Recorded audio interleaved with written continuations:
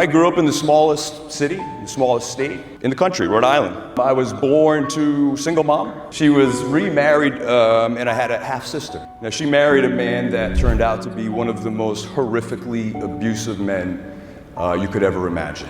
And for the better part of 8 to 9 years, he horrifically abused, tortured, mentally, physically, my mom, my sister, and I, in ways you couldn't imagine. Now, I'm gonna give you a story that sticks out to me to drive that point home, and we're gonna tie it all together.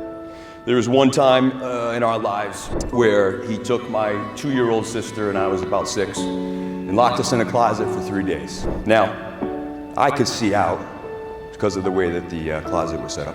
And so for 3 days, he beat, abused, tortured, and raped my mother. Now, I had my 2-year-old sister. So I had some choices. I could look at the wall and feel even more alone, tend to my sister, which I did. But through the cracks, I could see a little TV, a little black and white. And Brady Brunch was on. Lifestyles of the rich and famous. I'm giving you my age a little bit here, Mr. Ed. And the point of it was I locked in on the fact that there was a life that was better than the one I was living. And that got me through. And the message, I think, in that is there are 3 realities.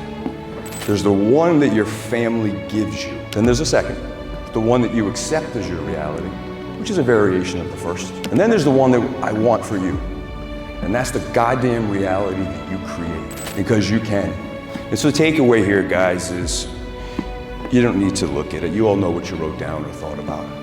And this isn't about my situation or your situation being worse or better. Because as it lives for you, it's as bad as my closet was, right? My grandfather had a great expression. And before I tell you that, I'm gonna tell you that I think they're all excuses, including for a period of time where I used my background as an excuse to be a victim. He said, excuses are like assholes. Everybody's got them and they're all full of shit. You can use that one. Yeah.